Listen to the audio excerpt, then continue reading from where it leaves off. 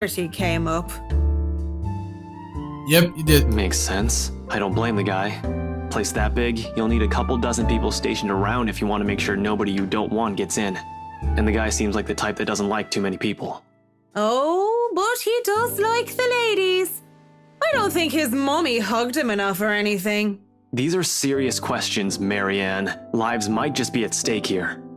What do you expect? She's smashed. Why am I even doing this? This is getting me nowhere, G. She's not a reliable source. The chief, let alone the courts, aren't going to take the word of a drunk. This'll be dismissed, and I might be in trouble if they try to argue that I coerced a testimony out of her. This is a fucking train wreck. You're a fucking train wreck now, if you ask me. You're a fucking train wreck. Maybe it's about time you apply the brakes and stop for a bit. The wave of despair that comes over the both of them is palpable. If feelings had a taste, it'd be bitterer than the beer I'm full of. And it gets me thinking, though thinking doesn't get me far with too much shite in my system. You know that's not an option. Thanks for being patient, McCullough. Good luck with your work on that mansion. Speaking of that mansion, there's something going on in that place. Something. As och day! No wonder Mr. Right likes it so much. It's as fishy as he is. Rotten bloke. Maybe that Santos girl is really onto something, eh? Suspicious shite, I'm telling ya. Explains why she's so reluctant. What do you mean that Santos girl is onto something? Before I get another word out, there is a hand on my shoulders and everything starts to spin. I quickly slap his hand away the best I can and send him the farthest look I can muster. Take your hands off me, pipsqueak. I'm not a lady who's shaken or stirred unless you want me up chucking on your pretty hair. Damn! But it's just like I said. Are you sure you aren't brain damaged or deaf? Santos girl from BRC showed us this creepy letter. You know, just like those spam stuff you get in your emails. And we thought it was some joke or that the girl was just a bit too green to handle a big sale like that. You should have seen the look on their faces when they saw it. Whiskey, that's Luke fucking right, you get me? And the missus didn't look too happy either. I should have taken a picture and posted it everywhere. Everywhere! When rich snobs give you that face, no wonder the Santos girl went all mental on us. Working with them does that, you know? I think I'm about to. I'm not mental yet, am I? Anyway, just like I said, in that man... Hey, you okay? Holmes? You're looking a bit shaky yourself there. And he is really pale. Paler than before at least. I can see the gears turning in his head over time. Suddenly he shoves a card in my hand. Export the police department, Ashton Frey, blah blah blah, that's his information, so right. On it, his name, Ashton Frey, and his number. But he has second thoughts as he grabs it from me and slips into my pocket.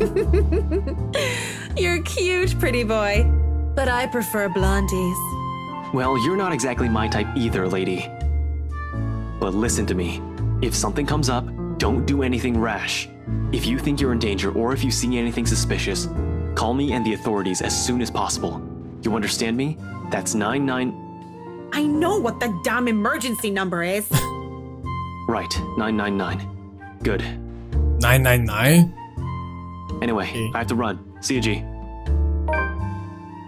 The guy is quick on his feet, already up at them. As soon as the numbers leave his lips. Watching him as he maneuvers through the crowd of the other goers is enough to tire me out. As fast as he can, he's at the door and throws us a smile, and that's all we get before he's gone. Just like that. Oi, what about your drink, boy? I'll go put it on your tab then. Holmes boy always like that, G? Pretty much. But what about you? I suppose I'll put your drinks on your tab too. Don't want you to spill your wallets when you look like you're close to spilling yourself. Yeah, and if it's fine by you, I think I'll go take a bit of a cat nap here. Just for a sec or two. Go right ahead. I'll wake you when I close up shop. Achievement unlocked, swimming in cocktails. Mumbling as sleepy thanks, I doze off on the spot, face pressed on the counter. Already I dread the pain I have for sleeping in such position. But when you gotta go, you gotta go. And they're back. Oh, Marianne! How long have you been standing there, dearie? Come join us, Marianne. We won't bite. Unless you ask, that is. Not that I can get much sleep to begin with.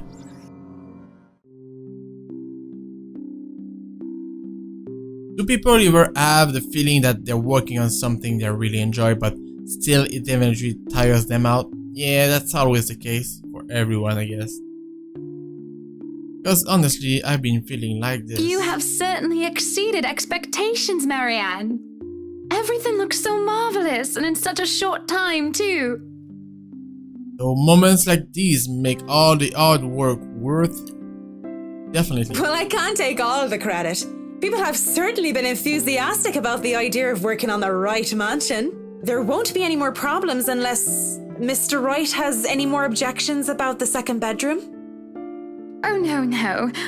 We proceed with that room as planned. The room that was supposed to be the child room.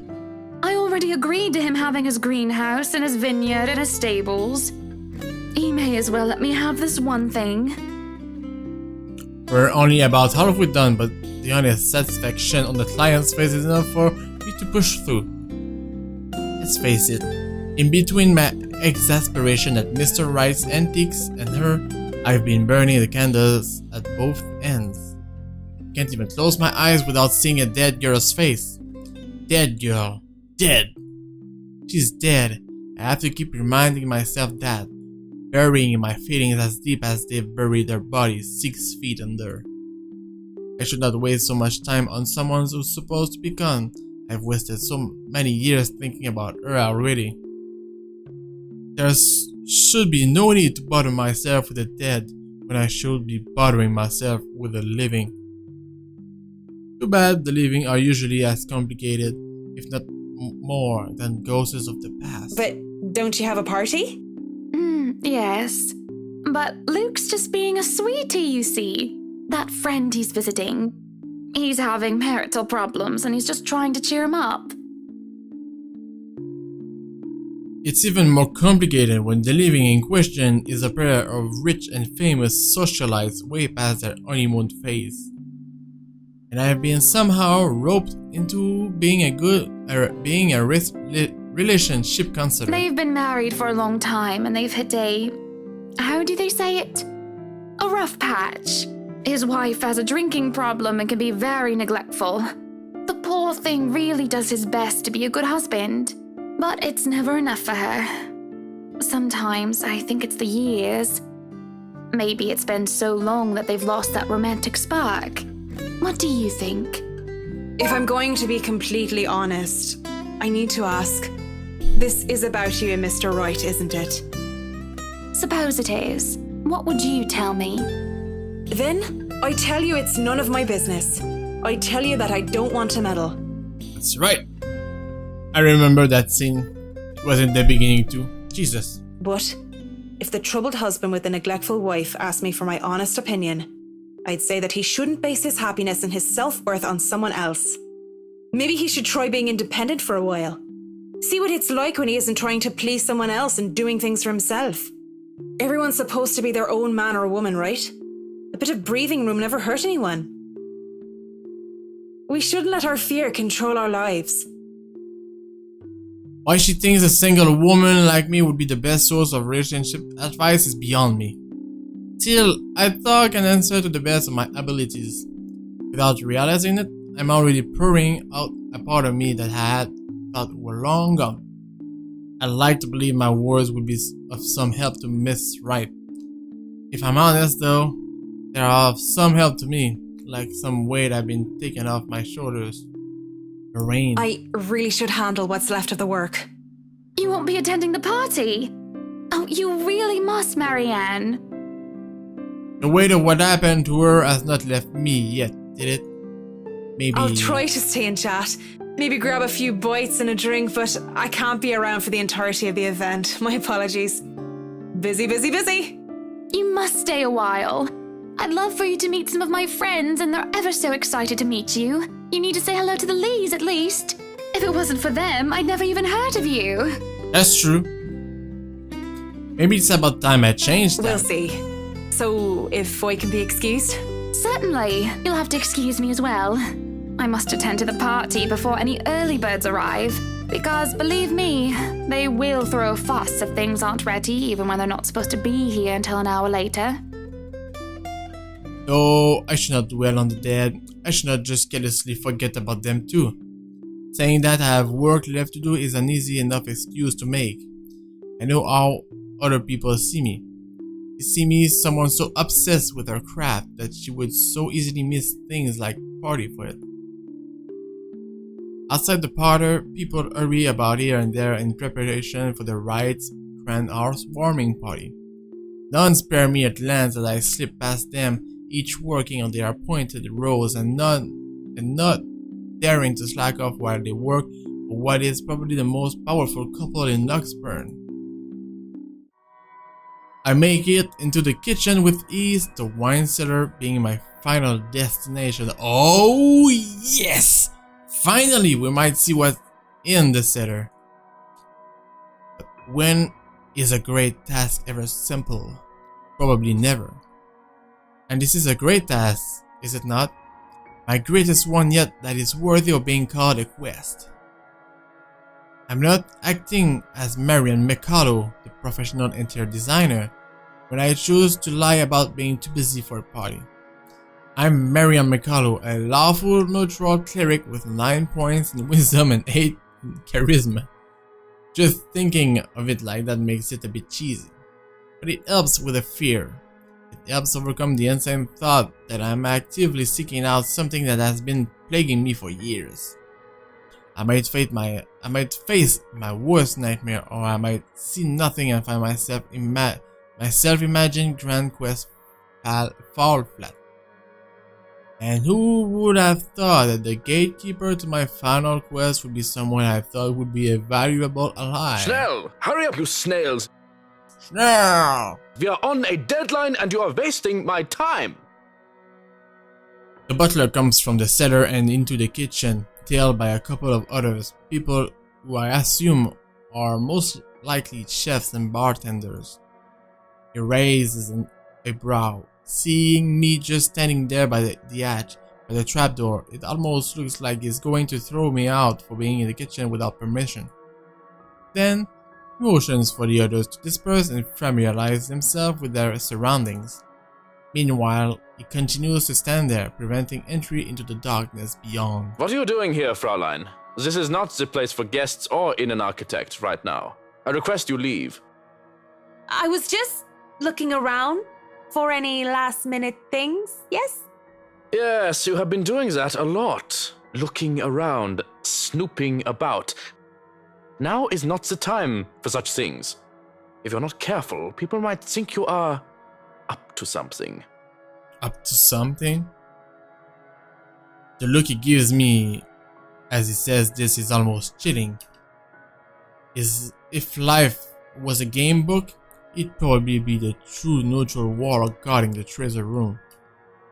A difficult opponent to beat with 9 points in wisdom and 8 in dexterity. Well, I'm not done yet.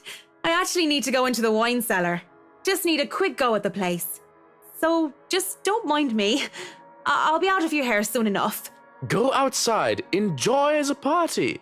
Bask in the praise and adulation they will no doubt shower you with when the madam speaks highly of you. They really don't want us to go in the cellar.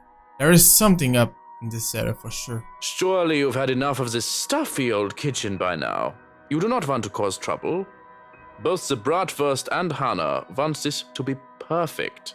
It would be a disservice and disrespect to toe out of line and risk it being anything otherwise. And more importantly, I will be blamed for any failure that happens tonight. His intervention almost turns me away. Maybe this is a sign I'm not meant to seek Lauren out. But Please.